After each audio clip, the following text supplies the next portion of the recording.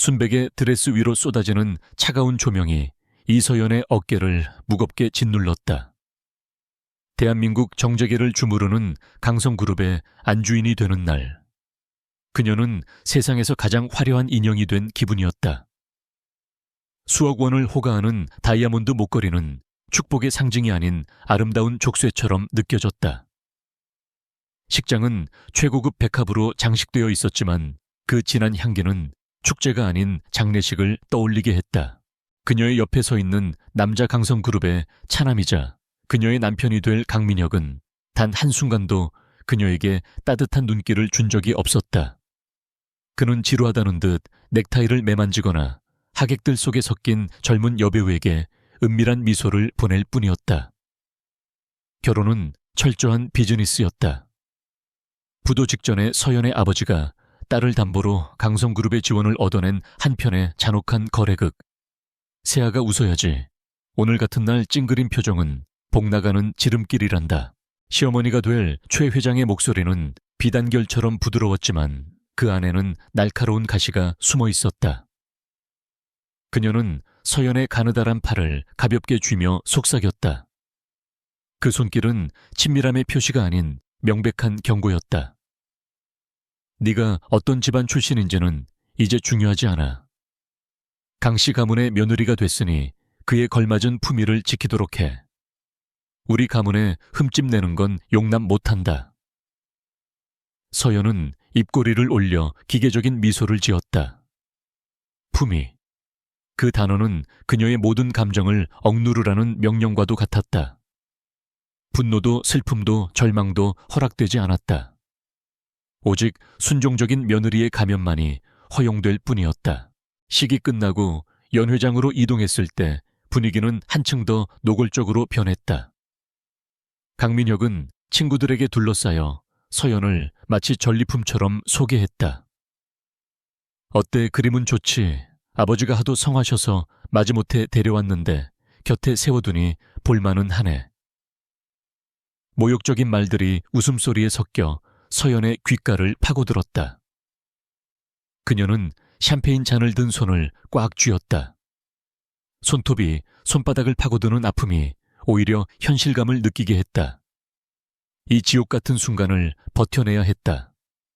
아버지를 위해서, 무너져가는 가족을 위해서. 그때였다. 연 회장의 모든 소음이 순간적으로 잦아드는 듯한 착각을 일으키는 한 남자가 등장했다. 강성그룹의 장남이자 실질적인 후계자 CEO 강태준이었다. 그는 강민혁과는 다른 종류의 압도적인 존재감을 가졌다. 잘 다려진 검은 슈트는 그의 단단한 체격을 더욱 돋보이게 했고, 어떤 감정도 읽을 수 없는 차가운 눈빛은 주변의 온도를 몇 도는 낮추는 듯했다. 그는 짧은 축하 인사를 건네기 위해 신랑 신부에게 다가왔다. 결혼 축하한다, 미녀가. 그의 목소리는 낮고 무감정했다. 동생의 결혼을 축하하는 사람의 목소리라고는 믿기 어려웠다. 시선은 민혁을 스쳐 서연에게로 향했다. 그 눈빛은 날카로운 칼날 같았다. 그녀의 머리부터 발끝까지를 훑는 것이 아니라 마치 그녀의 영혼을 꿰뚫어 보는 듯한 깊고 분석적인 시선. 다른 이들이 그녀의 배경을 비웃고 외모를 품평할 때 그는 그녀의 눈 속에 숨겨진 무언가를 읽으려는 듯했다. 서연은 저도 모르게 숨을 참았다. 강민혁의 경멸이나 최 회장의 위선보다 이 남자의 침묵이 더 두려웠다.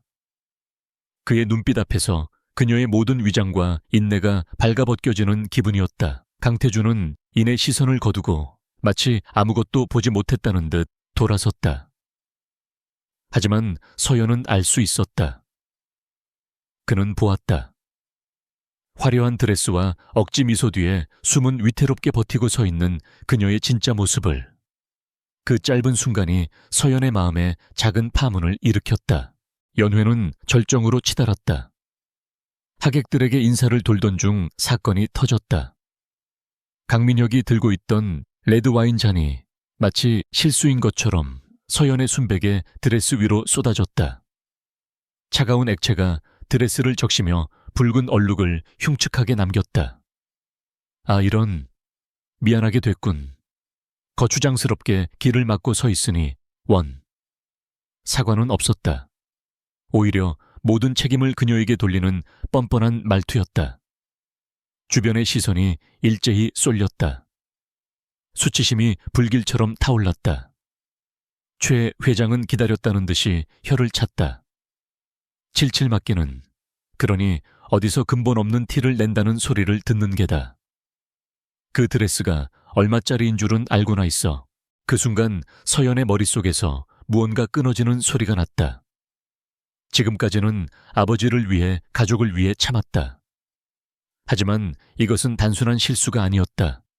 철저히 계획된 모욕이었다. 그녀를 강씨 가문의 일원으로 인정하지 않겠다는 공개적인 선언이었다. 그녀는 울지 않았다. 소리치지도 않았다. 대신 천천히 고개를 들었다. 그녀의 눈은 더 이상 순종적인 양의 눈이 아니었다. 차갑게 식어버린 눈동자로 자신을 비웃는 남편과 시어머니를 차례로 훑어보았다. 그리고 그녀의 시선은 군중 넘어 이 모든 상황을 무표정하게 지켜보고 있는 단 한 사람, 강태준에게 닿았다. 그는 여전히 그 자리에 서 있었다. 팔짱을 낀 채 어떤 개입도 하지 않고 오직 관망할 뿐이었다. 그의 눈은 동생의 만행을 비난하는 것 같지도 그녀를 동정하는 것 같지도 않았다. 그는 그저 결과를 지켜보는 심판관처럼 보였다.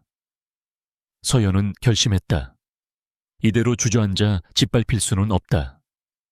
이 가짜 결혼, 이 모욕적인 관계를 끝장내고 싶다면 힘이 필요했다.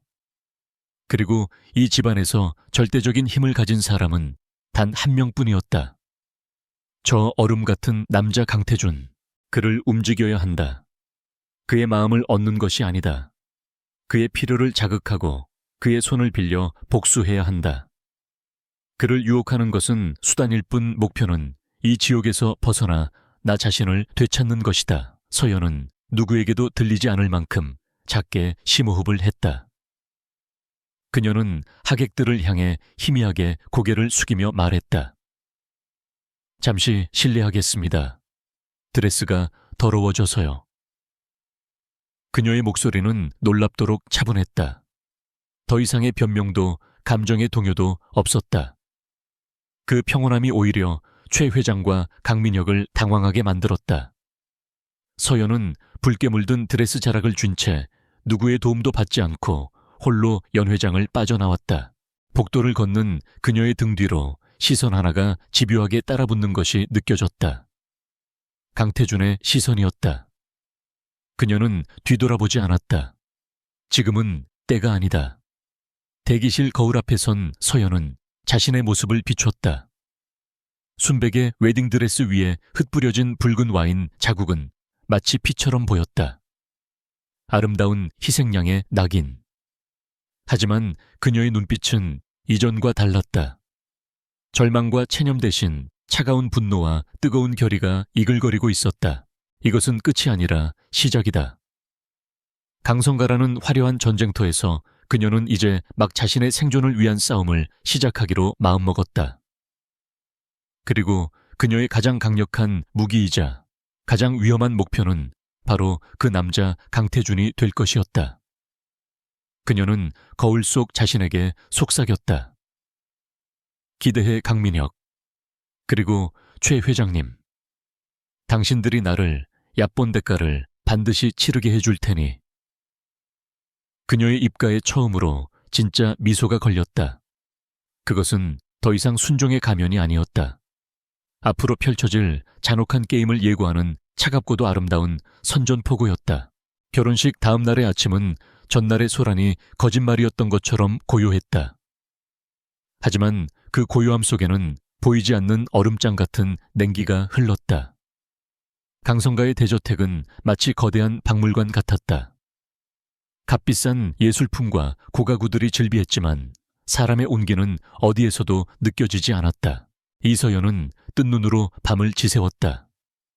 남편이라는 강민혁은 신혼 첫날 밤에 들어오지도 않았다.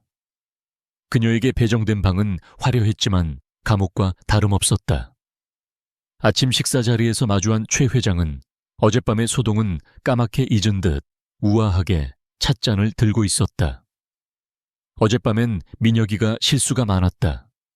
피곤해서 그랬을 테니 네가 이해하렴.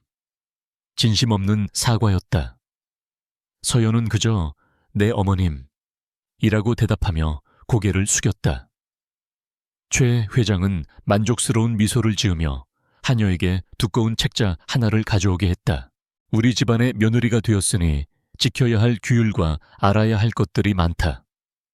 손님들 접대 방식부터 집안 대소사 챙기는 법까지 하나도 빠짐없이 익히도록 해. 넌 이제 그냥 이서연이 아니라 강성그룹의 안주인 중 한 사람이니까.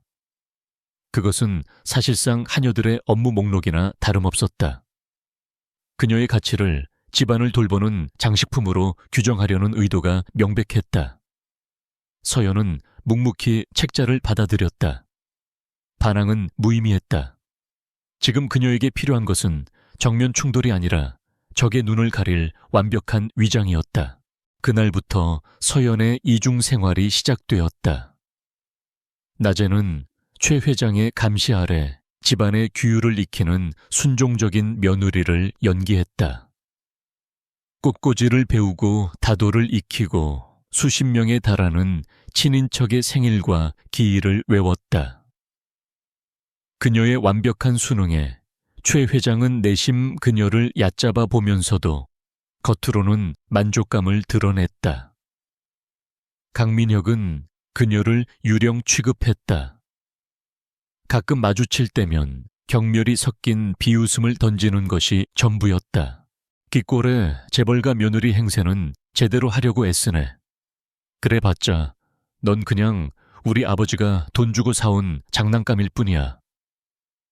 들의 경멸과 무시는 서연에게 완벽한 방패가 되어주었다. 아무도 그녀를 경계하지 않았다. 아무도 그녀가 밤마다 저택의 거대한 서재에서 무엇을 하는지 신경 쓰지 않았다. 서연의 목표는 명확했다. 강태준. 그를 움직이기 위해서는 그가 가장 중요하게 생각하는 것을 파고들어야 했다. 그것은 바로 강성그룹 그 자체였다. 그녀는 자신의 무기를 사용하기로 했다. 대학에서 국제경영을 전공하고 졸업 후 아버지 회사에서 해외 사업부의 실무를 맡으며 쌓았던 지식과 경험. 최 회장과 강민혁이 하찮게 여겼던 그녀의 근본 없는 배경 속에 숨겨진 진짜 가치였다. 그녀는 강성그룹의 방대한 사업 포트폴리오를 분석하기 시작했다.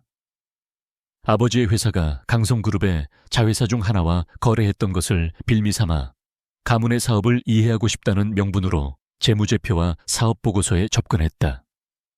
물론 그녀에게 공개된 것은 피상적인 자료들 뿐이었지만 그것만으로도 충분했다.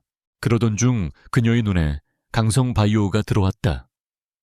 강민혁이 명목상의 임원으로 이름을 올리고 있는 자회사였다.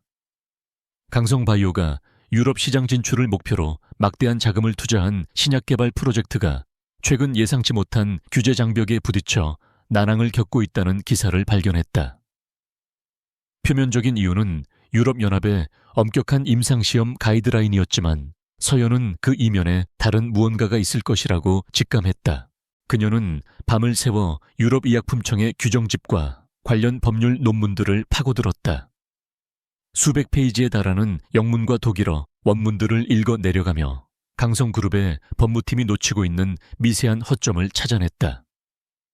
문제는 법률 조항의 해석 차이에 있었다. 강성 측은 자신들에게 유리한 관행법을 내세우고 있었지만 최근 유럽사법재판소의 판례는 그 관행을 뒤집을 수 있는 새로운 해석을 내놓았던 것이다. 이 판례를 적용하면 강성바이오의 신약은 임상 절차를 처음부터 다시 밟아야 할 수도 있는 최악의 상황이었다. 이는 수천억 원의 손실과 수년의 시간 낭비를 의미했다. 서연은 자신의 분석을 간결하고 논리적인 보고서로 정리했다. 해결책까지 명확하게 제시했다. 유럽 현지의 특정 법무법인과 접촉해 판례를 역이용하는 전략적 소송을 제기함으로써 오히려 신약 허가 절차를 단축시킬 수 있다는 대담한 역제안이었다. 이제 남은 것은 이 보고서를 강태준에게 전달하는 것이었다. 직접 건네는 것은 어리석은 짓이다. 그녀의 의도를 노출시킬 뿐이다. 우연을 가장한 완벽한 무대가 필요했다. 서연은 며칠에 걸쳐 강태준의 생활 패턴을 관찰했다. 그는 매일 밤 11시가 되면 저택 동관에 있는 개인 서재로 향했고 정확히 30분 뒤에는 테라스로 나가 짧은 휴식을 취했다. 그 30분이 그녀에게 주어진 유일한 기회였다. 결행의 날 밤 서연은 최 회장이 읽으라며 던져준 프랑스 자수 관련 서적을 들고 서재 근처를 서성였다. 예상대로 11시 30분이 되자 서재의 문이 열리고 강태준이 테라스로 나가는 것이 보였다. 그의 손에는 위스키 잔이 들려 있었다. 서연은 심호흡을 한 번 하고 서재로 들어갔다. 마치 길을 잘못 든 것처럼 어색하게 행동하며 고풍스러운 책장을 둘러보는 척했다. 심장이 세차게 뛰었지만 표정은 평온함을 유지했다. 그녀의 눈은 빠르게 서재 내부를 스캔했다. 거대한 원목 책상 위에는 결제 서류들이 산더미처럼 쌓여 있었다. 그녀는 책장에서 책을 한 권 꺼내 들고 책상 근처로 다가갔다. 그리고 강태준이 앉는 의자 옆에 작은 협탁 위에 실수로 자신이 가져온 파일 홀더를 올려두었다. 홀더 안에는 그녀가 밤새워 작성한 강성바이오 관련 보고서가 들어있었다. 그리곤 아무 일 없었다는 듯 원래 들고 있던 자수책만 든 채 조용히 서재를 빠져나왔다. 자신의 방으로 돌아온 서연은 창밖을 내다보았다. 동관 서재의 불빛이 밤을 밝히고 있었다. 미끼는 던져졌다. 이제 그가 물기를 기다리는 수밖에 없었다. 한편 테라스에서 돌아온 강태준은 서재의 미묘한 공기 변화를 즉시 감지했다. 그의 공간에 누군가 다녀간 흔적. 그의 예민한 감각은 낯선 향수 냄새를 포착했다. 그리고 시선은 자연스럽게 협탁 위에 놓인 파일 홀더로 향했다. 자신이 둔 물건이 아니었다. 짜증 섞인 표정으로 홀더를 열어본 그의 눈이 순간 멈칫했다. 강성바이오 유럽 시장 진출 프로젝트의 잠재적 리스크 분석 및 대응 전략 제안. 제목부터가 평범하지 않았다. 한 장 한 장 넘길수록 그의 표정은 놀라움으로 이내 날카로운 흥미로 변해갔다. 보고서는 군더더기 없이 핵심을 꿰뚫고 있었다. 복잡한 법률 조항과 시장 상황 분석, 경쟁사 동향까지 완벽하게 정리되어 있었다. 무엇보다 마지막에 제시된 해결책은 그의 법무팀조차 생각하지 못했던 대담하고 창의적인 발상이었다. 이것은 평범한 직원이 쓸 수 있는 수준의 보고서가 아니었다. 전체 판을 읽고 미래를 예측하는 전략가의 통찰력이 담겨 있었다. 강태준은 보고서 마지막 장을 덮고 의자에 깊숙이 몸을 묻었다. 이 보고서를 쓴 사람은 누구인가? 외부 컨설턴트 아니, 이 파일 홀더는 분명 집안에서 쓰는 양식이었다. 그렇다면 이 저택 안에 자신의 통제 범위 안에 이런 비상한 두뇌를 가진 인물이 존재한다는 뜻이다. 그의 뇌리를 스치는 얼굴이 있었다. 결혼식 날 레드와인을 뒤집어 쓰고도 눈물 한 방울 흘리지 않던 여자. 모욕 속에서도 꺾이지 않는 눈빛으로 자신을 응시하던 여자. 순종적인 며느리를 연기하며 자신의 존재감을 지우고 있는 동생의 아내 이서연. 설마. 그는 고개를 저었다. 하지만 그 어떤 가설보다도 그녀가 이 보고서의 주인이라는 가설이 가장 설득력 있었다. 그녀의 배경을 다시 떠올렸다. 파산한 기업인의 딸, 국제경영학 전공. 퍼즐 조각들이 서서히 맞춰지는 기분이었다. 강태준은 다음 날 아무에게도 알리지 않고 자신의 직속 법무팀에게 보고서의 내용을 검토하라고 지시했다. 몇 시간 뒤 팀장에게서 격앙된 목소리의 보고가 돌아왔다. 대표님, 이 분석은 완벽합니다. 저희가 놓치고 있던 치명적인 허점이었습니다. 제안된 해결책은 솔직히 말씀드리면 천재적입니다. 당장 실행에 옮겨야 합니다. 전화를 끄는 강태준은 한동안 말이 없었다. 그의 차가운 눈빛 속에 전에 없던 감정의 파동이 일었다. 경계심, 그리고 강렬한 호기심. 그는 저택의 CCTV 영상을 확인했다. 영상 속에는 이서연이 책을 들고 자신의 서재에 들어왔다가 몇 분 뒤 나가는 모습이 고스란히 담겨 있었다. 모든 것이 명확해졌다. 강민혁의 어리석은 장난감, 최 회장의 순종적인 며느리. 모두가 그녀를 그렇게 규정하고 얕보고 있었다. 하지만 그녀는 그들의 무지를 방패 삼아 거대한 체스판에 첫 수를 둔 것이었다. 그리고 그 첫 수는 체스판의 주인인 강태준의 심장을 정확하게 겨냥하고 있었다. 그는 입가에 희미한 거의 보이지 않는 미소를 지었다. 이서연, 대체 어떤 여자인 거지? 게임은 이제 막 시작되었을 뿐이었다. 그리고 그는 이 흥미로운 게임에 기꺼이 참여할 의사가 생겼다. 강태준은 이서연의 보고서를 즉시 실행에 옮겼다.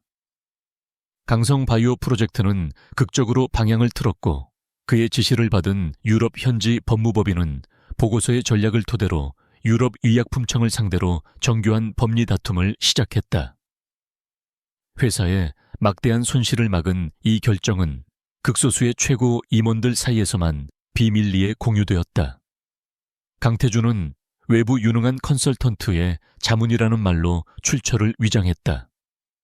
그는 이서연을 직접적으로 아는 척하지 않았다.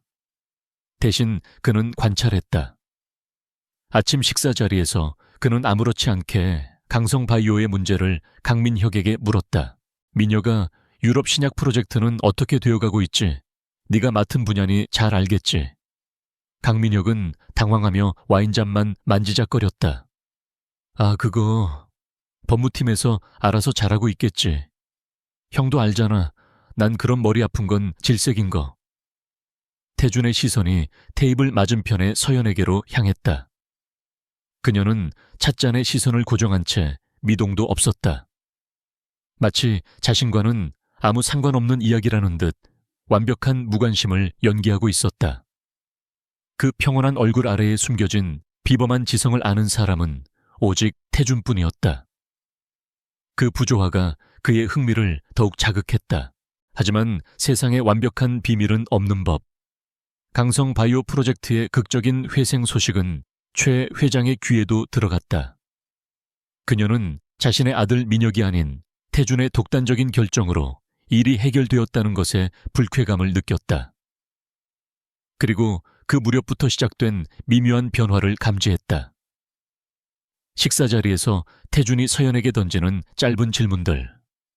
책은 다 읽었나? 정원 산책은 할만한가? 지극히 평범한 대화였지만 이전에는 결코 없었던 일이었다. 최 회장의 날카로운 직감이 경고음을 울렸다. 저 계집애가 얌전한 척하면서 무언가 다른 꿍꿍이를 품고 있는 것이 틀림없다. 그녀는 자신의 아들 민혁을 불렀다. 민혁아, 내 아내 단속 좀 해야겠다. 감히 내 형을 홀리려고 하는 건지 아니면 다른 속셈이 있는 건지. 이대로 두면 안 되겠어. 본때를 보여줘서 다시는 기어오르지 못하게 만들어야지. 강민혁 역시 서연에 대한 태준의 관심이 거슬리던 차였다. 자신의 소유물에 형이 눈독을 들인다는 사실 자체가 참을 수 없는 모욕이었다. 모자는 서연의 명예를 완전히 짓밟아버릴 잔혹한 덫을 놓기로 합의했다. 며칠 뒤 최 회장은 강성그룹이 후원하는 VVIP 자선 경매 행사의 준비를 서연에게 일부 맡겼다. 표면적으로는 며느리에게 중요한 일을 맡겨 신임하는 척했지만 실은 함정이었다. 그녀는 서연에게 행사 기획안과 참석자 명단이 담긴 노트북을 건네주며 말했다. 내 능력을 보여줄 기회다. 실수 없이 잘 해내도록 해. 서연은 그 제안을 받아들이는 순간 이것이 시험대이자 함정임을 직감했다. 그녀는 감사하다며 고개를 숙였지만 마음속으로는 이미 상대의 수를 읽고 있었다. 그들은 자신에게 실수를 할 기회를 주고 그 실수를 빌미로 자신을 공격할 것이다. 서연은 최 회장이 준 노트북을 철저히 업무용으로만 사용했다. 밤에는 자신만의 노트북으로 모든 자료를 백업하고 혹시 모를 상황에 대비해 모든 작업 과정을 스크린 녹화 프로그램으로 기록해 두었다. 그리고 결정적으로 그녀는 덫 위에 또 다른 덫을 놓았다. 그녀는 행사 기획안의 예산 항목에 실제와는 다른 부풀려진 숫자를 의도적으로 몇 개 삽입했다. 그리고 그 파일에만 암호를 걸어두고 암호 힌트를 남편의 생일이라는 지극히 개인적인 정보로 설정했다. 그런 다음 강민혁이 자신을 도와주기 위해 배정했다는 그의 비서에게 검토를 부탁하며 그 암호가 걸린 파일을 이메일로 보냈다. 누군가 파일을 열어본다면 그 흔적을 남기게 될 터였다. 자선 경매 행사 당일 화려한 샹들리에 아래 대한민국의 네로라 하는 명사들이 모두 모였다. 서연은 단아한 검은색 드레스를 입고 행사장 곳곳을 챙기며 주최자로서의 역할을 완벽하게 수행하고 있었다. 바로 그때 한 경제지의 악명 높은 가십기자가 충격적인 단독 기사를 터뜨렸다. 강성그룹 며느리의 치명적 실수, VVIP 자선 행사 정보 유출 및 자회사 재무 정보 조작 의혹. 기사의 내용은 교묘했다. 서연이 관리하던 행사 기획안의 일부와 함께 그녀가 전혀 접근한 적 없는 강성화학의 허위 재무 정보가 뒤섞여 있었다. 마치 그녀가 회사의 기밀을 외부로 빼돌리려다 실수로 다른 정보까지 함께 유출시킨 것처럼 보였다. 순식간에 행사장은 술렁이기 시작했고 모든 시선이 서연에게로 쏠렸다. 최 회장은 기다렸다는 듯이 서연을 VIP 라운지로 불렀다. 그곳에는 강태준과 강민혁도 함께 있었다. 그녀는 스마트폰의 기사 내용을 서연의 얼굴 앞에 흔들며 비통한 표정으로 소리쳤다. 이게 어떻게 된 일이냐? 내가 너를 믿고 맡긴 일을 이렇게 망쳐놔. 우리 가문의 얼굴에 먹칠을 해도 유분수지. 강민혁은 옆에서 비웃음을 흘렸다. 어디서 굴러먹던 근본도 없는 줄은 알았지만 이 정도일 줄은 몰랐네. 회사 기밀이나 빼돌리려고 우리 집에 들어온 거였어. 모든 것이 계획대로 진행되고 있었다. 서연은 완벽한 궁지에 몰린 듯 보였다. 하지만 그녀의 얼굴에는 당황한 기색이 없었다. 그녀는 오히려 침착하게 최 회장을 바라보며 입을 열었다. 어머님, 이 기사에 나온 재무 정보는 제가 본 적도 없는 자료입니다. 그리고 유출되었다는 행사 기획안은 최종본이 아닌 제가 검토용으로 보냈던 초기 버전입니다. 네가 발뺌한다고 이게 덮어질 일 같으냐. 증거가 다 있는데 최 회장의 목소리가 높아졌다. 그때까지 침묵을 지키던 서연이 자신의 태블릿 PC를 켰다. 증거는 오히려 제게 있습니다. 저는 어머님께서 주신 노트북의 모든 작업 과정을 기록해 두었습니다. 그리고 유출된 기획안 파일은 제가 단 한 사람에게만 보냈던 파일입니다. 그녀는 태블릿 화면을 모두에게 보여주었다. 화면에는 그녀가 강민혁의 비서에게 파일을 보내는 이메일 기록과 그 파일에 남편의 생일이라는 암호가 걸려있다는 내용이 선명하게 나타났다. 이 파일의 예산 항목에는 제가 의도적으로 심어놓은 오류들이 몇 개 있습니다. 그리고 파일 접속 기록을 확인해보면 어젯밤 늦은 시각 제 남편이신 강민혁 전무님의 개인 IP 주소로 접속한 기록이 남아있을 겁니다. 아마 제게 도움을 주시기 위해 검토하셨던 모양인데 어쩌다 이런 일이 생겼는지 모르겠네요. 순간 라운지 안의 공기가 얼어붙었다. 최 회장과 강민혁의 얼굴이 하얗게 질렸다. 자신들이 놓은 덫에 스스로가 걸려든 꼴이었다. 서연이 단순히 방어만 한 것이 아니라 역으로 공격의 주체가 누구인지를 만천에 드러낸 것이다.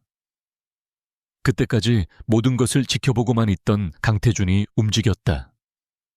그의 얼굴은 분노로 차갑게 굳어 있었다. 하지만 그 분노는 서연이 아닌 그의 어머니와 동생을 향한 것이었다. 김 비서 당장 홍보팀과 법무팀에 연락해 해당 언론사에 정정보도 요청하고 기사를 쓴 기자와 최초 유포자를 명예훼손으로 고소해. 그리고 민혁이 너 당분간 모든 업무에서 손 떼. 자숙하고 있어. 그의 목소리는 얼음처럼 차가웠다. 감히 집안의 추악한 치부를 이용해 회사를 위기에 빠뜨린 어리석은 행동을 용서할 수 없다는 결단이었다. 그의 결정은 서연을 공개적으로 보호하고 동시에 최 회장과 강민혁의 계획을 완전히 무너뜨리는 것이었다. 보이지 않는 그러나 견고한 연대가 그와 서연 사이에 형성되는 순간이었다. 소동이 정리된 깊은 밤, 저택의 서재에서 강태준은 홀로 서류를 보고 있었다. 문을 두드리는 소리와 함께 이서연이 들어왔다. 드릴 말씀이 있습니다. 그녀의 목소리는 낮고 차분했다. 강태준은 서류에서 눈을 떼고 그녀를 바라보았다. 방금 전에 소란을 겪은 사람이라고는 믿기지 않을 만큼 평온한 모습이었다. 강성바이오 보고서 당신이 썼더군. 질문이 아닌 확신에 찬 단언이었다. 서연은 잠시 침묵하다 고개를 끄덕였다. 네, 맞습니다. 외지 목적이 뭔가. 그의 날카로운 눈빛이 그녀의 의도를 파헤치려는 듯 깊숙이 파고들었다. 서연은 피하지 않고 그의 눈을 마주했다. 증명하고 싶었습니다. 제가 이 집안에서 단순한 장식품이 아니라는 걸요. 그리고 살아남고 싶었습니다. 살아남고 싶었다는 말. 그 한마디에 그녀가 처한 상황과 결의가 모두 담겨 있었다. 강태준은 한동안 말이 없었다. 그는 자신의 거대한 왕국에서 늘 혼자였다. 모두가 그의 권력과 자리를 탐할 뿐 그의 진짜 모습을 이해하려 한 사람은 없었다. 그런데 지금 그의 앞에 선 이 여자는 자신과 같은 종류의 고독과 싸우고 있었다. 방식은 다르지만 그들 모두 각자의 전쟁터에서 생존을 위해 싸우고 있었다. 앞으로 나에게 필요한 것이 있다면 직접 말해. 어리석은 동생을 자극하는 방식은 위험해. 그것은 경고이자 미묘한 제안이었다. 그는 그녀의 능력을 인정했고 그녀를 자신의 말로 사용하겠다는 의사를 내비친 것이다. 서연은 그 의미를 즉시 알아차렸다. 그들의 관계는 이제 새로운 국면으로 접어들었다. 단순한 형수와 시동생이 아닌 목적을 공유한 암묵적인 동맹. 제가 필요한 것이 생긴다면 그때는 대표님의 도움이 필요할 겁니다. 그녀는 고개를 숙여 인사하고 서재를 나갔다. 문이 닫히고 서재 안에는 다시 침묵이 흘렀다. 강태준은 창밖의 어둠을 응시했다. 이서연이라는 여자는 그가 예상했던 것보다 훨씬 더 위험하고 동시에 매혹적인 존재였다. 얼음 같던 그의 마음에 처음으로 작은 균열이 생기기 시작했다. 자선 행사 소동 이후 강씨 저택에 권력 지형되는 미세하지만 분명한 균열이 생겼다. 최 회장은 서연을 향한 노골적인 멸시를 거두었다. 대신 그녀는 아들을 감싸고 도는 암사자처럼 날카로운 경계심을 품고 서연의 모든 행동을 감시했다. 강민혁은 강태준의 명령에 따라 모든 업무에서 배제된 채 저택 안을 배회하는 상처 입은 짐승처럼 굴었다. 그의 눈에는 굴욕감과 분노가 뒤섞여 있었다. 가장 큰 변화는 강태준과 이서연의 관계에서 일어났다. 그들의 암묵적인 동맹은 조용한 방식으로 작동했다. 강태준은 더 이상 서연의 지성을 시험하지 않았다. 대신 그는 그녀를 보이지 않는 파트너로 대하기 시작했다. 그는 서재의 가장 눈에 띄는 곳에 일부러 복잡한 산업 동향 보고서나 해결되지 않은 인수합병 관련 서류들을 잊은 척 놓아두었다. 그러면 며칠 뒤 그의 책상 위에는 그녀가 익명으로 남겨둔 핵심을 꿰뚫는 분석이 담긴 메모가 놓여 있곤 했다. 간결한 몇 줄의 문장이었지만 그 안에는 수십 명의 전문 분석가들보다 뛰어난 통찰력이 담겨 있었다. 서연은 결코 전면에 나서지 않았다. 그녀는 여전히 조용한 며느리의 가면을 쓴 채 그림자 속에서 그의 가장 유능한 조언자 역할을 했다. 그들의 교류는 서재를 넘어 저택의 다른 공간으로 확장되었다. 늦은 밤 잠 못 이루고 정원을 산책하던 서연은 온실에서 홀로 난초를 돌보는 태준을 마주치곤 했다. 얼음 같은 CEO의 모습 뒤에 숨겨진 식물을 섬세하게 다루는 의외의 모습이었다. 난초는 환경에 극도로 예민해서 작은 변화에도 쉽게 죽어버리지. 어느 날 밤 그가 먼저 말을 걸었다. 하지만 그만큼 정성을 쏟으면 세상에서 가장 아름다운 꽃을 피운다. 사람과 비슷해.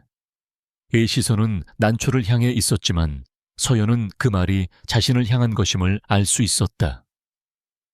그들은 사업이나 집안의 문제 대신 책이나 음악, 그리고 각자가 살아온 고독한 시간에 대해 두서없는 대화를 나누기 시작했다. 대화는 늘 절제되어 있었지만 그 행간에는 서로를 향한 미묘한 이해와 존중이 흐르고 있었다. 서연은 혼란스러웠다. 강태준이라는 남자는 그녀의 복수를 위한 가장 중요한 장기말이어야 했다. 그의 냉철함과 권력을 이용해 자신을 짓밟은 자들에게 대가를 치르게 하는 것. 그것이 그녀의 유일한 목표였다. 하지만 그를 알면 알수록 그녀의 계획은 삐걱거리기 시작했다. 그녀는 그의 어깨를 짓누르는 거대한 책임감의 무게를, 완벽한 가면, 뒤에 숨겨진 깊은 외로움을 보았다. 그는 단순한 목표가 아닌 한 명의 사람으로 다가오고 있었다.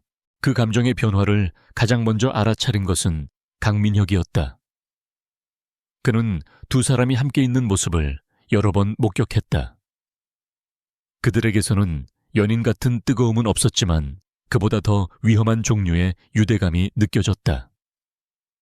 자신을 철저히 무시하는 아내가 자신이 평생을 질투하고 두려워했던 형과 조용히 교감하고 있다는 사실은 그의 자존심을 산산조각 냈다. 그의 분노는 질투라는 기름을 만나 걷잡을 수 없이 타올랐다. 사건은 비가 추적추적 내리는 어느 날 밤에 일어났다.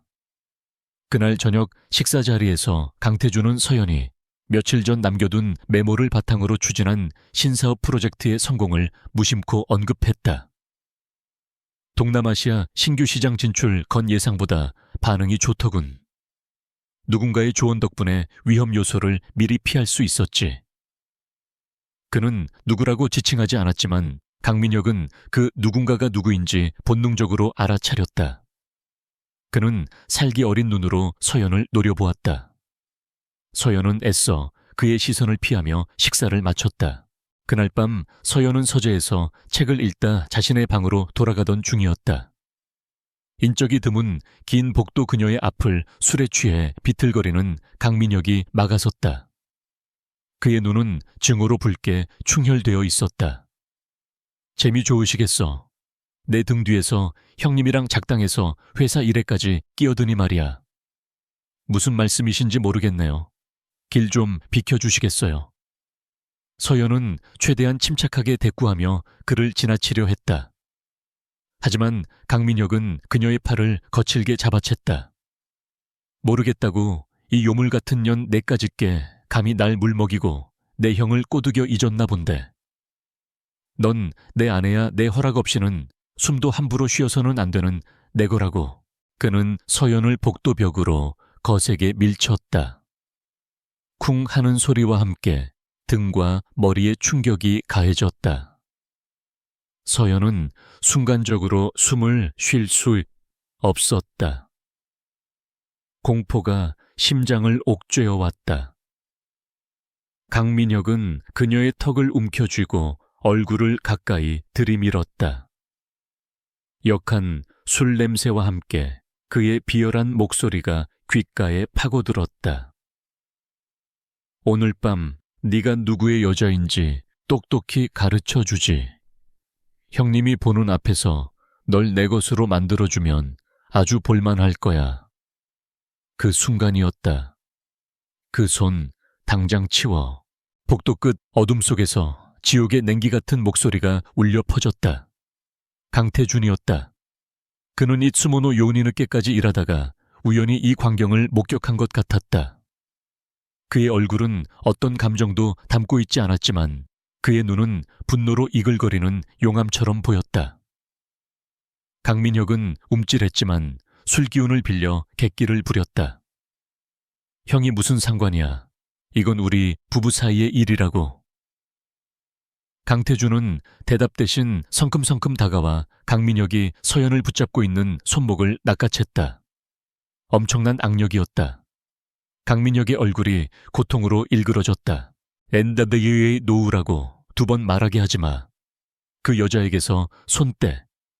강태준의 목소리는 칼날처럼 날카로웠다. 그는 동생의 손을 뿌리치듯 떼어내고 서연을 자신의 등 뒤로 보호하듯 감쌌다. 그리고는 강민혁의 멱살을 움켜쥐었다. 다시는 이 여자에게 손대지 마. 내 말 알아들었나? 그것은 형의 경고가 아니었다. 강성그룹의 지배자가 내리는 거역할 수 없는 명령이었다. 강민혁은 태어나서 처음으로 형의 눈에서 진짜 살기를 보았다. 그는 전의를 상실한 채 비틀거리며 어둠 속으로 사라졌다. 복되는 2 사람만 남았다. 정적이 흘렀다. 서연은 여전히 벽에 기댄 채 가쁘게 숨을 몰아쉬었다. 태준은 그녀에게로 돌아섰다. 그의 눈에 처음으로 차가운 분노 대신 깊은 염려가 담겨 있었다. 괜찮나? 그가 물으며 그녀를 부축하기 위해 손을 뻗었다. 그의 단단한 손이 그녀의 팔에 닿는 순간 서연은 저도 모르게 움찔했다. 하지만 그 손길은 강민혁의 폭력과는 전혀 다른 견고하고 따뜻한 온기를 가지고 있었다. 그 온기가 그가 보여준 망설임 없는 보호가 그녀의 심장 가장 깊은 곳을 뒤흔들었다. 이건 계획에 없던 일이었다. 그녀는 그의 힘을 이용하려 했을 뿐 그의 보호를 받으려 한 것이 아니었다. 그의 동정심을 자극하려 했을 뿐 그의 진심 어린 걱정을 원한 것이 아니었다. 하지만 그의 눈을 보는 순간 그녀의 모든 계산과 계획이 무너져 내렸다. 복수심으로 꽁꽁 얼어붙었던 심장에 뜨거운 무언가가 차오르기 시작했다. 그것은 당혹감이었고 고마움이었으며 그리고 그녀가 가장 경계했던 제어할 수 없는 설렘이었다. 강태준은 그녀의 흔들리는 눈빛을 말없이 바라보았다. 그는 그녀를 부축해 방문 앞까지 데려다 주었다. 오늘은 푹 쉬도록 아무 일도 없을 거다. 그는 그 말만 남긴 채 돌아섰다. 서연은 닫힌 문에 등을 기댄 채 천천히 주저앉았다. 그녀는 자신의 팔을 감싸 쥐었다. 그가 만졌던 자리가 불에 댄 것처럼 뜨거웠다. 복수를 위해 시작한 위험한 게임. 그런데 이제 그녀는 게임의 주도권을 잃고 그가 만든 소용돌이 속으로 속절없이 빨려 들어가고 있었다. 이 남자를 정말로 이용할 수 있을까? 아니, 여전히 이용하고 싶은 걸까? 강민혁의 폭력적인 행동이 실패로 돌아간 후 강태준의 보호는 더욱 노골적이 되었다. 그는 서연의 신변 안전을 명분으로 자신의 직속 비서 중 1명을 그녀의 곁에 두었고 저택의 경비 시스템을 강화했다. 이제 강민혁과 최 회장은 서연에게 함부로 접근할 수 없었다. 이 차가운 보호막은 서연에게 안전과 동시에 더 큰 기회를 제공했다. 그녀의 복수는 이제 마지막 단계를 향하고 있었다. 감정적인 동요를 애써 억누른 채 서연은 강태준이 부여한 신뢰를 바탕으로 더욱 깊숙이 파고들기 시작했다. 그녀의 목표는 더 이상 개인적인 모욕에 대한 복수가 아니었다. 그것은 거대한 부패의 뿌리를 뽑아내는 강성그룹 자체를 위한 외과 수술과도 같은 것이 되었다. 태준이 평생을 바쳐 지키고자 했던 왕국을 좀먹는 암적인 존재를 드러내는 것. 그것만이 그에 대한 자신의 복잡한 감정을 정당화할 수 있는 유일한 길이었다. 조사의 시작점은 역설적이게도 그녀의 아버지 회사였다. 강성그룹의 자회사에 헐값에 합병당하며 부도 처리된 과정.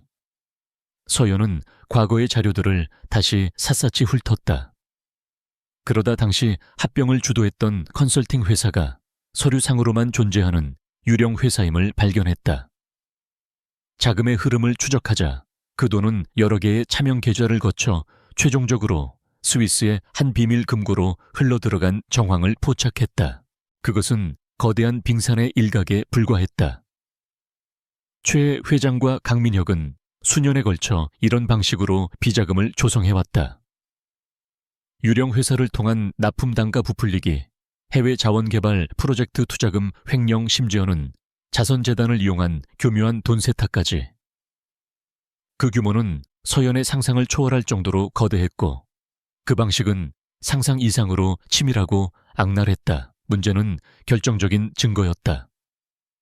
자금 흐름의 정황만으로는 족벌 경영의 관행이라는 변명으로 빠져나갈 구멍이 있었다. 그들의 범죄를 명확히 입증할 회계장부나 직접적인 서명 같은 빼도 박도 못할 스모킹 건이 필요했다. 서연은 최 회장의 행동 패턴을 분석했다.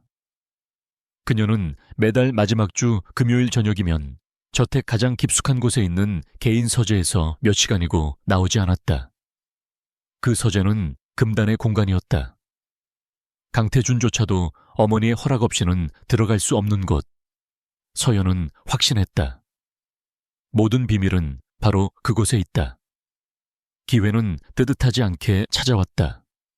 강성그룹의 창립 기념일이 다가왔고 저택에서는 대규모의 가족 행사가 열렸다. 모든 친인척과 그룹의 핵심 임원들이 모여 저택의 연 회장은 발 디딜 틈 없이 붐볐다. 모두의 시선이 파티에 쏠려 있는 동안 저택의 경비는 가장 허술해질 터였다. 서연은 태준의 비서에게 몸이 좋지 않다는 핑계를 대고 잠시 자리를 피했다. 그녀의 심장은 미친 듯이 뛰었다. 단 한 번의 실수로 모든 것이 끝날 수 있는 위험한 도박이었다. 그녀는 최 회장의 서재가 있는 3층 복도로 향했다. 서재 문은 최첨단 디지털 잠금 장치로 잠겨 있었다. 하지만 서연은 이미 며칠에 걸쳐 잠금 장치의 모델을 파악하고 해킹이 가능한 취약점을 분석해둔 상태였다.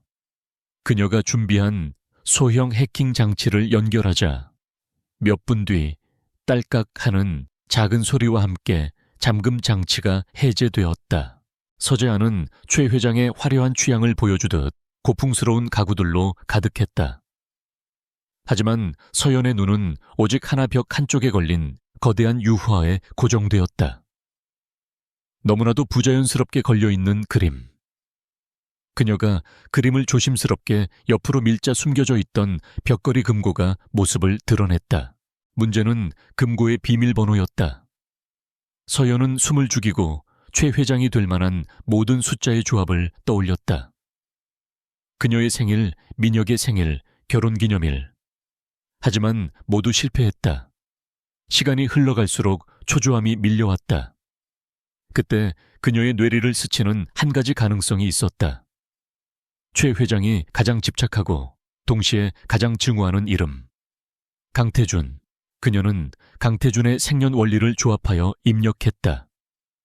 삑 하는 소리와 함께 굳게 닫혀있던 금고문이 스르륵 열렸다. 최 회장은 자신의 유일한 아킬레스건이자 가장 강력한 아들인 태준의 정보를 역설적이게도 자신의 가장 은밀한 비밀을 지키는 열쇠로 사용하고 있었던 것이다. 금고 안에는 수십 개의 해외 은행 계좌 정보와 함께 모든 비자금의 흐름이 꼼꼼하게 기록된 검은색 가죽 장부가 들어있었다. 장부의 마지막 장에는 최 회장과 강민혁의 친필 사인이 선명하게 찍혀 있었다. 완벽한 증거였다. 서연은 모든 내용을 소형 카메라로 촬영하고 조용히 서재를 빠져나왔다. 자신의 방으로 돌아온 그녀는 차가운 손으로 증거들을 정리하며 깊은 고뇌에 빠졌다. 복수는 이제 눈앞에 있었다. 이 자료들을 세상에 공개하는 순간 최 회장과 강민혁은 사회적으로 완전히 매장당할 것이다. 하지만 그 대가는 강태준이 짊어져야 할 상처이기도 했다. 자신의 어머니와 동생을 직접 심판해야 하는 끔찍한 운명. 그가 평생을 바쳐 지켜온 강성그룹의 명예는 땅에 떨어질 것이고 그는 가장 가까운 사람들에게 배신당한 깊은 상처를 안고 살아가야 할 것이다. 그녀가 사랑하기 시작한 남자를 그녀 자신의 손으로 지옥에 밀어 넣어야 하는 것일까? 복수심과 연민, 그리고 이제는 부정할 수 없게 된 사랑이라는 감정이 그녀의 안에서 격렬하게 충돌했다. 그날 밤 서연은 강태준의 서재를 찾았다. 그는 창밖을 보며 깊은 생각에 잠겨 있었다. 드릴 말씀이 있습니다. 그녀의 목소리에 그는 천천히 돌아섰다. 서연은 말없이 그에게 다가가 책상 위에 작은 USB 메모리 하나를 올려놓았다. 이것이 제가 찾은 모든 것입니다. 태준은 그녀의 얼굴과 USB를 번갈아 보았다. 그녀의 눈빛은 더 이상 복수심으로 불타오르지 않았다. 그곳에는 깊은 슬픔과 안타까움이 담겨 있었다. 그는 USB를 노트북에 연결했다. 화면 위로 끝없이 펼쳐지는 배신의 기록들. 수천억 원에 달하는 횡령 내역 페이퍼 컴퍼니의 명단. 그리고 마지막 페이지에 찍힌 어머니와 동생의 서명. 서재 안에는 무거운 침묵만이 흘렀다. 태준의 얼굴에서 모든 핏기가 가셨다. 그는 믿을 수 없다는 듯 화면을 응시했다. 그의 어깨가 미세하게 떨리는 것을 서연은 보았다. 언제나 강철 같았던 남자의 가장 약한 모습이었다. 그녀는 그에게 어떤 말도 하지 않았다. 어떻게 하라고 요구하지도 않았다. 이것은 이제 그녀의 복수가 아닌 그의 선택의 문제였다. 그녀는 그저 그가 받을 상처를 온전히 지켜보며 함께 아파할 뿐이었다. 한참의 시간이 흐른 뒤 서연은 조용히 입을 열었다. 미안해요. 그것은 진실을 밝힌 것에 대한 사과가 아니었다. 그 진실이 그에게 안겨줄 고통에 대한 인간적인 연민과 위로였다. 태준은 천천히 고개를 들어 그녀를 보았다. 그의 눈동자는 거대한 폭풍 전야처럼 고요하면서도 격렬하게 흔들리고 있었다. 그는 그녀의 사과가 어떤 의미인지 정확히 이해했다. 그녀는 복수의 화신이 아니었다. 그의 고통을 이해하고 그의 선택을 존중하며 그 결과를 함께 감당하려는 단 한 사람이었다. 그는 자리에서 일어나 창가로 걸어갔다. 그의 등 뒤로 그가 평생을 지켜온 제국의 불빛이 아득하게 펼쳐져 있었다. 가족이라는 이름의 썩은 뿌리를 잘라내고 제국을 구할 것인가? 아니면 모든 것을 덮고 함께 침몰할 것인가? 그는 이제 결정을 내려야만 했다. 오랜 침묵 끝에 그가 입을 열었다. 그의 목소리는 낮고 단호했다. 내가 무엇을 해야 하는지 알겠다. 그의 결정은 내려졌다. 이제 남은 것은 모든 것을 끝낼 마지막 폭풍뿐이었다. 강태준의 결심이 선 그날 밤, 강성그룹의 심장부에는 아무도 모르는 거대한 폭풍이 휘몰아치기 시작했다. 그는 자신의 최측근으로만 구성된 법무팀과 재무팀의 핵심 인력들을 비상 소집했다. 이서연이 넘겨준 자료는 그의 손에서 가장 날카로운 칼이 되어 부패한 제국을 도려낼 준비를 마쳤다. 밤새도록 그의 집무실은 꺼지지 않는 불빛 아래 거대한 전쟁을 준비하는 작전실처럼 움직였다. 이서연은 그 과정에 개입하지 않았다. 그녀의 역할은 끝났다. 이제부터는 이 왕국의 주인이자 심판관인 강태준의 시간이었다. 그녀는 자신의 방에서 뜬 눈으로 밤을 새우며 창밖으로 서서히 밝아오는 여명을 바라보았다. 저 빛은 누군가에게는 희망의 시작이겠지만 누군가에게는 파멸의 서곡이 될 터였다. 다음 날 아침 강성그룹 이사회에 긴급 소집 명령이 떨어졌다. 안건은 그룹 경영 투명성 강화를 위한 특별 감사 안건. 최 회장은 여전히 아무것도 모른 채 자신의 아들이 무슨 어리석은 짓을 벌이는지 확인하기 위해 여유로운 표정으로 회의실에 들어섰다. 회의가 시작되자마자 강태준은 폭탄을 터뜨렸다. 저는 오늘 이 자리에서 강성그룹의 일부 자회사에서 발견된 심각한 회계 부정 및 비자금 조성 정황에 대해 말씀드리고자 합니다. 이에 강성그룹의 모든 자회사에 대한 외부 회계법인의 특별감사를 즉시 실시할 것을 정식 안건으로 상정합니다. 회의장은 순간 얼어붙었다. 최 회장의 얼굴이 굳어졌다. 태준아, 지금 무슨 말을 하는 개냐 검증되지도 않은 사실로 그룹 전체를 뒤흔들 셈이야. 그녀의 목소리에는 당황한 기색이 역력했다. 하지만 강태준은 흔들리지 않았다. 그는 준비된 자료의 일부만을 스크린에 띄웠다. 몇 개의 유령 회사 이름과 의심스러운 자금 흐름도였다. 그것만으로는 최 회장과 직접적인 연결고리를 찾을 수 없었지만 이사들을 의심과 혼란에 빠뜨리기에는 충분했다. 이것은 시작에 불과합니다. 따라서 저는 두 번째 안건을 제안합니다. 특별감사가 끝날 때까지 그룹 경영의 공정성을 위해 최은영 회장님의 이사회 의결권을 잠정적으로 정지할 것을 요청합니다. 그 순간 최 회장은 자리에서 벌떡 일어났다. 이건 반란이야. 네가 감히 네 어미를 내치고 그룹을 삼키려고 해. 그녀의 분노에 찬 외침에도 불구하고 회의장의 분위기는 이미 강태준에게 넘어가 있었다. 그는 개인적인 감정이 아닌 그룹의 미래라는 대의를 내세웠고 그의 손에는 이사들을 설득할 최소한의 증거가 들려 있었다. 결국 거수 표결 끝에 두 개의 안건은 모두 압도적인 찬성으로 통과되었다. 최 회장은 자신의 왕국에서 자신이 평생을 바쳐 키워온 아들의 손에 의해 공개적으로 권력을 박탈당했다. 굴욕감에 일그러진 얼굴로 회의실을 나서는 그녀의 모습은 패배한 여왕 그 자체였다. 그날 저녁 저택의 공기는 그 어느 때보다 무겁게 가라앉아 있었다. 강태준은 최 회장과 강민혁을 자신의 서재로 불렀다. 그리고 이서연에게도 그 자리에 참석해달라고 요청했다. 그녀가 이 모든 것의 시작이자 끝임을 그리고 이 심판의 순간을 직접 목격해야 할 권리가 있음을 인정한 것이다. 서재에 들어선 최 회장과 강민혁은 분노로 가득 차 있었다. 네가 미쳤구나. 강태준, 어떻게 네 어미한테 이런 짓을 할 수가 있어. 그리고 저 계집애는 왜 여기 있는 거야. 최 회장의 비명에 가까운 고함에도 강태준은 눈 하나 깜짝하지 않았다. 그는 말없이 서재에 대형 스크린을 켰다. 화면 위로 서연이 찾아낸 모든 증거들이 하나씩 떠오르기 시작했다. 스위스 은행의 비밀 계좌 내역, 수십 개의 유령 회사 명단, 조작된 회계 장부, 그리고 마지막으로 모든 것을 인정하는 최 회장과 강민혁의 친필 사인이 찍힌 비밀 장부의 마지막 페이지가 화면을 가득 채웠다. 두 사람의 얼굴에서 핏기가 사라졌다. 분노는 순식간에 경악으로, 그리고 이내 걷잡을 수 없는 공포로 변해갔다. 이게 어떻게... 최 회장은 말을 잇지 못하고 주저앉았다. 강민혁은 사색이 된 얼굴로 변명을 늘어놓기 시작했다. 아니야. 난 몰랐어. 전부 어머니가 시킨 일이라고. 추악한 책임 전가였다.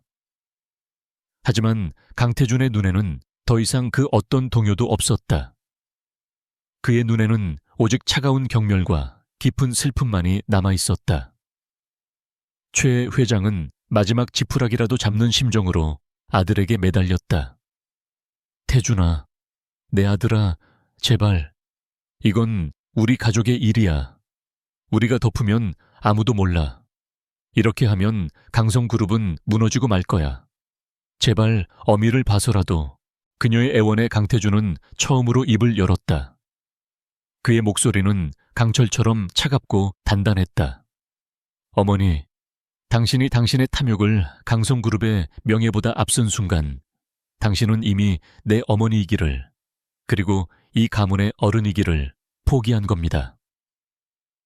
그는 잠시 말을 끊었다가 서늘한 목소리로 마지막 판결을 내렸다. 강성그룹은 무너지지 않습니다. 썩은 뿌리를 도려내고 더 단단해질 겁니다. 할아버지께서 피땀으로 일구신 이 회사가 당신들의 개인 금고로 더럽혀지는 것을 저는 더 이상 지켜보고만 있지 않을 겁니다. 그는 자신의 책상 위에 놓인 서류 봉투를 들어 보였다.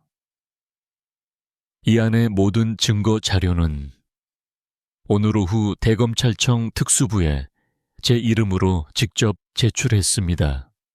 아마 내일 아침이면 검사들이 이곳으로 닥치겠죠. 절망.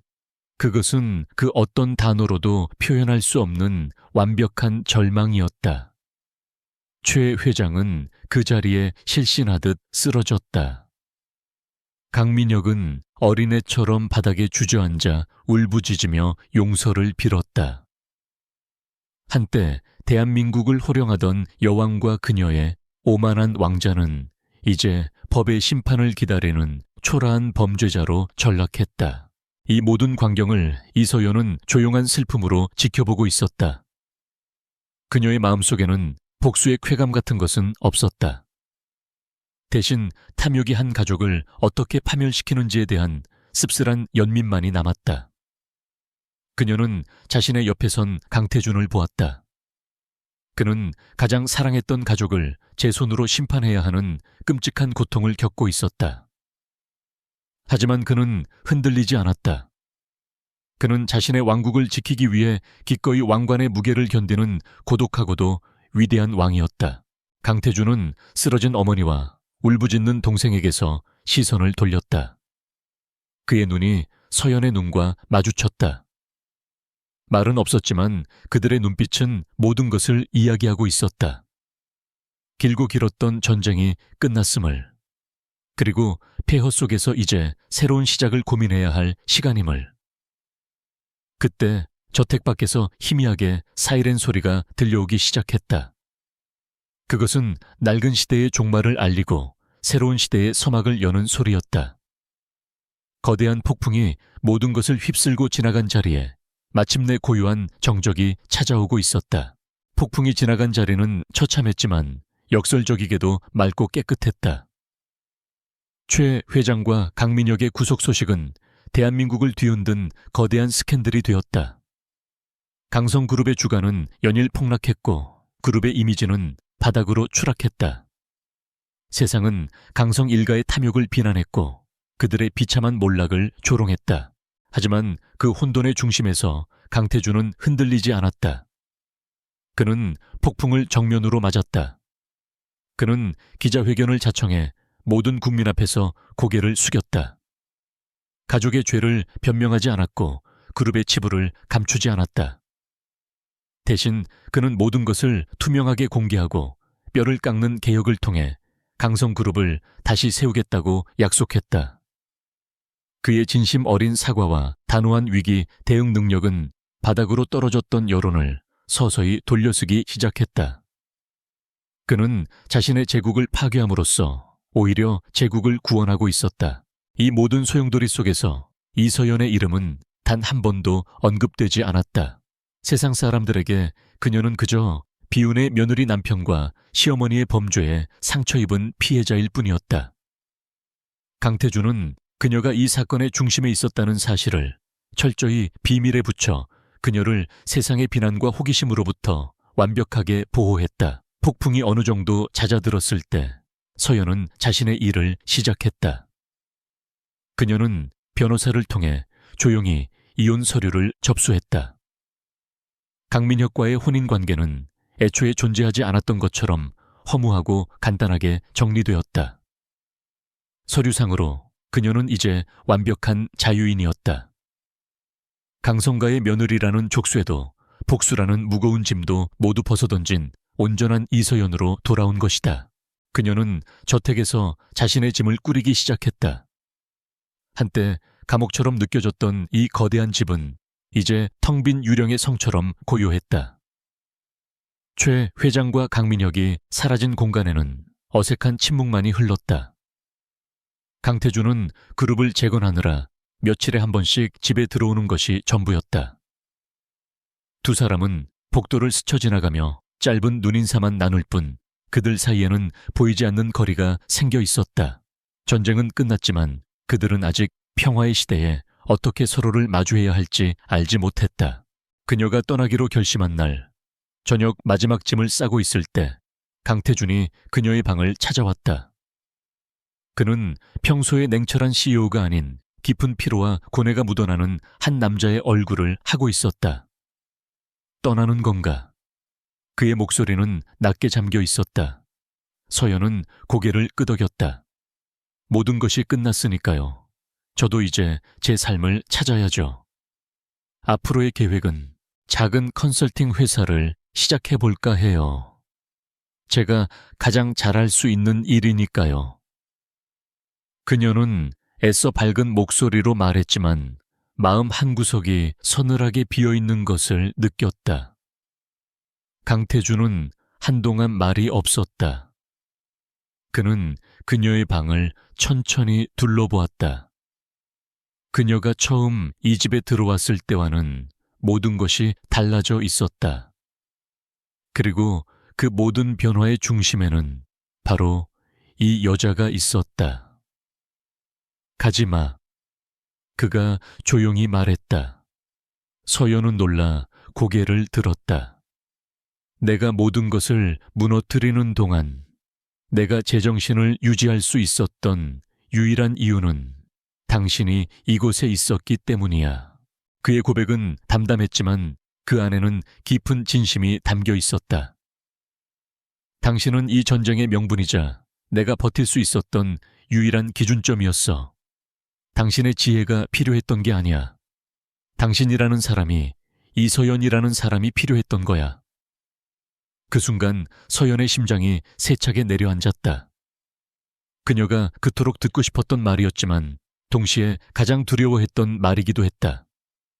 그녀는 그의 힘을 빌려 복수하려 했지만 어느새 그의 고독을 이해하고 그의 상처를 보듬고 싶어졌다. 계산으로 시작된 관계는 그녀도 모르는 사이에 진심이 되어버렸다. 저는 당신을 이용했어요. 알아. 태주는 한 걸음 그녀에게 다가섰다. 당신이 나를 이용했든 나도 당신을 이용했지. 당신 덕분에 나는 내 제국의 썩은 부분을 도려낼 용기를 얻었으니까. 우리는 서로에게 필요한 존재였어. 하지만 이젠 달라. 그는 그녀의 앞에 멈춰 서서 그녀의 눈을 깊이 들여다보았다. 전쟁은 끝났어. 이제 더 이상 서로를 이용할 필요가 없지. 그래서 묻는 거야. 동맹이 아닌 파트너로서 내 곁에 있어줄 수 있겠나? 그의 눈에는 더 이상 얼음 같은 냉기가 없었다. 그 자리에는 그녀를 향한 따뜻하고 진솔한 감정이 가득했다.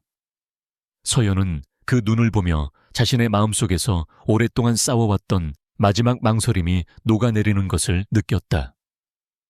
복수심도 계산도 두려움도 모두 사라진 자리에 오직 한 남자를 향한 사랑만이 선명하게 남아있었다. 그녀는 대답 대신 희미하게 미소 지었다. 그것으로 충분했다. 태주는 조심스럽게 그녀의 손을 잡았다. 그의 손은 따뜻하고 견고했다. 폭풍 속에서 서로를 알아본 두 사람이 마침내 서로의 안식처가 되기로 약속하는 순간이었다. 1년 후 서울 시내가 한눈에 내려다 보이는 강성그룹의 회장실. 강태주는 창가에 서서 도시의 풍경을 바라보고 있었다. 그의 옆에는 단정한 비즈니스 슈트 차림의 이서연이 나란히 서 있었다. 그녀는 이제 강성그룹의 미래 전략 기획실을 이끄는 핵심 임원이자 그의 가장 든든한 파트너였다. 아직도 이 풍경을 보면 그날 밤이 생각나요. 서연이 조용히 말했다. 태주는 그녀의 어깨를 감싸 안으며 나지막이 대답했다. 나는 당신을 처음 만난 결혼식 날이 생각나는데 모두가 당신을 얕잡아 볼 때 당신 눈 속에서 나랑 같은 종류의 불꽃을 봤지. 그들은 말없이 서로를 바라보며 미소 지었다. 화려한 드레스와 턱시도 대신 신뢰와 존중이라는 가장 편안한 옷을 입고 있었다. 복수를 위해 시작된 위험한 관계는 이제 세상에서 가장 단단한 사랑이 되어 그들을 지탱하고 있었다. 폭풍은 모든 것을 앗아간 것 같았지만 사실은 모든 것을 제자리로 돌려놓았다. 거짓과 탐욕이 사라진 자리에 진실과 정의가 남았고 증오와 복수심이 떠나간 자리에 이해와 사랑이 싹 텄다. 그들은 폐허 위에서 비로소 진짜 행복을 찾은 것이다. 두 사람은 함께 폭풍이 지나간 후에 눈부신 아침을 맞이하고 있었다.